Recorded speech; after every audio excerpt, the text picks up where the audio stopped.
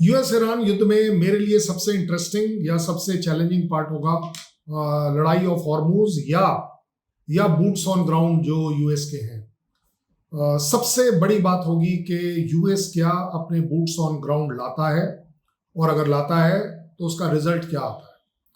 मुझे लगता है सबसे बड़ा चैलेंज यूएस के लिए उसकी अपनी आवाम है जो इस लड़ाई में उसका साथ नहीं दे रही। यूएस के लिए सबसे बड़ी चैलेंज है उसकी अपनी डेमोक्रेट्स एंड रिपब्लिकन जो शायद उनके साथ खड़े हुए नहीं दिख रहे। यूएस के खिलाफ जाता है, या एक बड़ा चैलेंज आता है कि वर्ल्ड ओपिनियन यूएस के खिलाफ बन रहा है।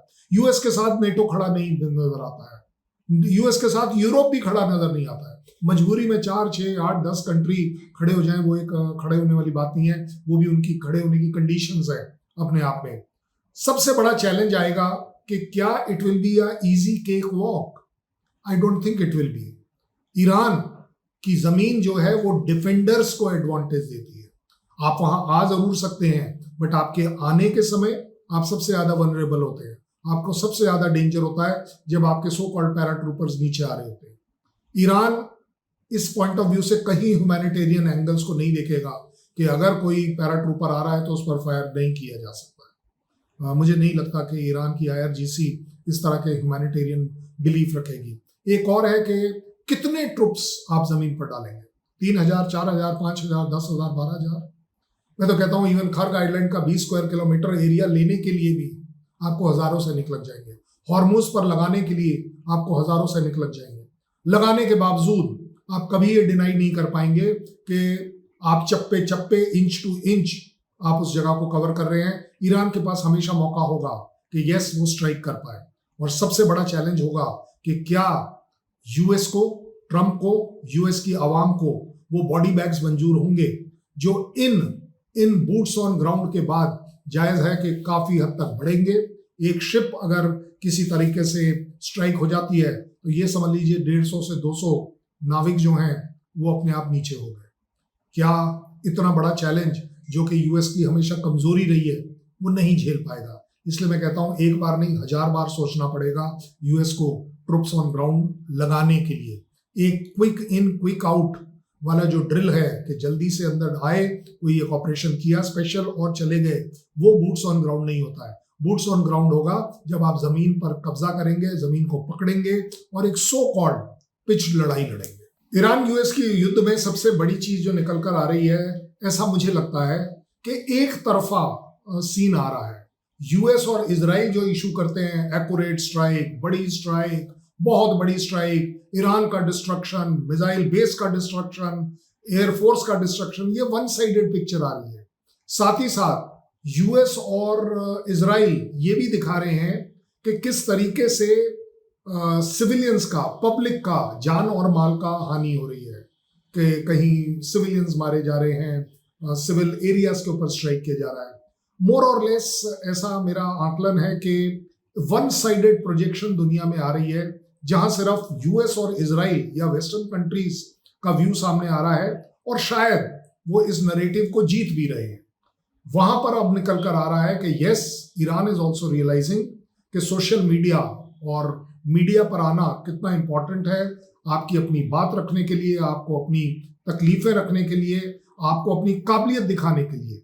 और यहां से शुरू हो रही है एक नई लड़ाई जिसको मैं कहता हूं मीडिया, सोशल मीडिया लड़ाई, जहां अब ईरान भी बढ़ चढ़कर वीडियोस निकाल रहा है कि किस तरीके से उनकी कंट्री में बच्चों को मारा जा रहा है, सिविलियंस के ऊपर अटैक हो रहे हैं, सिविल एरियाज पर अटैक हो रहे हैं, न्यूक्लियर इंस्टॉलेशंस के ऊपर अटैक हो रहे हैं। टू दी एक्सटेंट ये भी कहा जा सकता है कि इस लड़ाई में कितना कुछ नाजायज किया जा रहा है, एनर्जी से रिलेटेड भी अटैक्स जो हैं। और वो अपना दूसरी तरफ ये भी दिखा रहा है कि किस तरह से हम स्ट्रैटो टैंकर्स को डिस्ट्रॉय कर पा रहे हैं, KC-135 रिफ्यूलर्स को डिस्ट्रॉय कर पा रहे हैं, F-18, F-35 जैसे जहाज को गिरा पा रहे हैं, टारगेट कर पा रहे हैं। अपनी काबिलियत दिखाने का एक मनोवैज्ञानिक प्रेशर यूएस के ऊपर भी पड़ता है, दुनिया के ऊपर भी पड़ता है, क्योंकि दुनिया जब देखती है कि यस ईरान में भी ताकत है और वो ताकत से स्ट्राइक कर रहा है, दैट मीन्स यूएस अपने आप में एक मोनोपोली नहीं है। दूसरी तरफ ईरान में जो जातियां हो रही हैं वो भी दिखती हैं, तो एक ह्यूमैनिटेरियन एंगल भी आता है कि ईरान इस लड़ाई को ह्यूमैनिटी, अपनी खुद की ह्यूमैनिटेरियन बेसिस पर भी इसको लड़ रहा है। सो दोनों ही तरफ से देखा जाए तो ये बात जायज होगी कि social media is important, video warfare is very important, और दुनिया में कहा जाता है जो दिखता है वही बिकता है। ईरान ने अपना एक सो कॉल्ड वीडियो या सोशल मीडिया या इंटरनेट वॉरफेयर, जिसमें वो अपनी बातों को रख रहा है, अपने कंट्री के स्ट्राइक्स को दिखा रहा है, किस तरह से वो यूएस को डिग्रेड कर रहा है, उसको अटैक कर रहा है, उसकी अपनी कंट्री में क्या उसकी तकलीफें आ रही हैं, क्या ये ह्यूमैनिटेरियन वॉर है या यूएस एंटी ह्यूमैनिटेरियन एक्शंस ले रहा है। देर आए दुरुस्त आए, बट मुझे लगता है कि ईरान रियलाइज कर रहा है कि दुनिया को बताना पड़ेगा कि उसका स्टैंड क्या है, दुनिया को दिखाना पड़ेगा कि उसके यहाँ कितना डिस्ट्रक्शन हो रहा है और किस एक्यूरेसी और किस मजबूती के साथ वो यूएस के ऊपर अटैक कर पा रहा है। क्योंकि यूएस के हिसाब से देखा जाए तो सिर्फ 13 सैनिक मरे हैं, एक भी फालतू। अब जिस तरीके के स्ट्राइक्स हो रहे हैं, दिखाए जा रहे हैं, मुझे नहीं लगता कि इतने बड़े स्ट्राइक होने के बावजूद कोई सैनिक ना मरे। किसी भी सैनिक का मरना अच्छी बात नहीं है, बट अपने आप में ना मरना एक पॉसिबिलिटी के तौर पर दिखाना कि सारे सैनिक सिर्फ ईरान के मरते हैं और यूएस के और इजराइल के नहीं मरते हैं, I think that will be a wrong impression. एक तरह से ईरान अपना प्रेजेंटेशन कर रहा है कि मेरी ताकतें क्या है, मेरे ऊपर कितनी अत्याचार है, मानवता के खिलाफ कितना अत्याचार हो रहा है, क्या ये लड़ाई सही है या गलत है। इन सभी चीजों को वो प्रूव कर पाता है जब वो इस तरह के वीडियोस को निकाल कर भेजता है। ऑफिशियली, अनऑफिशियली, सोशल मीडिया, हर तरह का मीडिया इस्तेमाल करना शायद एक मीडिया भी अपने आप में अपनी कंट्री का एक बहुत बड़ा पिलर माना जा सकता है, as a loudspeaker for the country. Iran US के युद्ध के बीच में ऐसा माना जा रहा है कौन जीता कौन हारा। अगर मेरा आकलन ले तो मैं कहता हूं कोई नहीं जीतेगा इस लड़ाई में। अगर कोई हारेगा तो सिर्फ मानवता हारेगी, लोग मारे जाएंगे, डिस्ट्रक्शन होगा, पूरी दुनिया में एक इकोनॉमिक वॉरफेयर होगा, पूरी की पूरी वर्ल्ड इसकी चपेट में आएंगी और उसका खमियाजा उठाएंगी। बट फिर भी एक निष्पक्ष आकलन करना जरूरी होगा सवाल के तौर पर, क्या ईरान को बढ़त है। ईरान को बढ़त अगर है तो वो सिर्फ इस जगह है कि वो अपनी कमजोरी में इतना स्ट्रांगली खड़ा है। वो एक यूएस जैसी पावर के सामने, कहाँ उसकी फर्स्ट आर्मी, कहाँ इनकी 16वीं आर्मी, उसके बावजूद वो खड़ा है और खड़ा नहीं है, डटा हुआ है और डटा हुआ नहीं है। उससे आगे बढ़कर वो एक ऑफेंसिव रोल अपने आप में अदा कर रहा है। एक यूएस की बढ़त इस बात पर भी है कि उसकी आवाम ने वो जो रिजाइम चेंज था वो नहीं किया। उसके पास एक ये भी बढ़त है कि आईआरजीसी डिसबैंड नहीं हुई, अर्तेश डिसबैंड नहीं हुआ। जो लीडर्स समझे जा रहे थे कि वो एकदम से खमेनी के जाने के बाद पलट जाएंगे, वो नहीं पलटे। ये सारी चीजें ईरान की स्ट्रांग है, स्ट्रेंथ है, बढ़त है अपने आप में। अगर यूएस काफी हद तक ईरान के ऊपर स्ट्राइक कर पा रहा है तो ईरान ने की ये भी बढ़त है कि वो 12 अलग अलग कंट्रीज में यूएस के बेसिस को स्ट्राइक कर पा रही है। ये उसके लिए बढ़त है। ईरान किसी एक स्ट्राइक को करता है तो वो उसकी बढ़त है।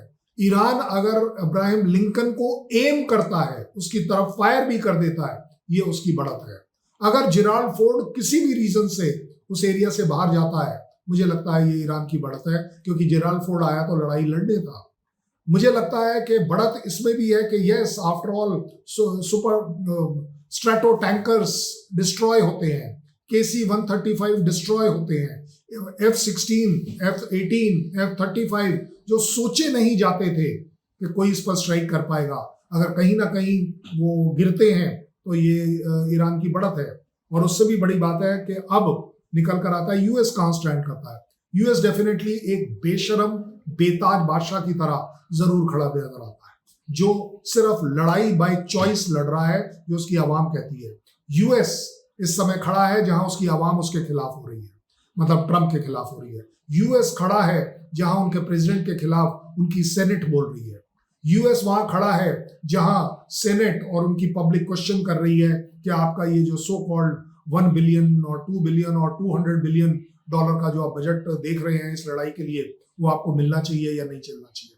यूएस खड़ा है इस समय कि वही नाटो जो उसके साथ थे आज उसके साथ नहीं है। यूएस खड़ा है वहां जहां यूरोपियन कंट्रीज उसके साथ नहीं है। यूएस खड़ा है वहां हर उस जगह खड़ा है यूएस जहां पर डिस्ट्रक्शन है। यूएस जरूर खड़ा है वहां जहां उसके ऊपर 165 बच्चों का, वो भी लड़कियों का सो कॉल्ड खून का इल्जाम है जो उन्होंने स्कूल के ऊपर स्ट्राइक करी है। मुझे नहीं लगता कि यूएस ने काफी, ठीक है आपने 4 रिफाइनरी यहां मार ली, 4 रिफाइनरी वहां मार ली, आपने एयरफोर्स नेवी आर्मी को डिग्रेड कर दिया, बट अगर डिग्रेड कर दिया तो आज तक आप उसको विन ओवर क्यों नहीं कर पाए?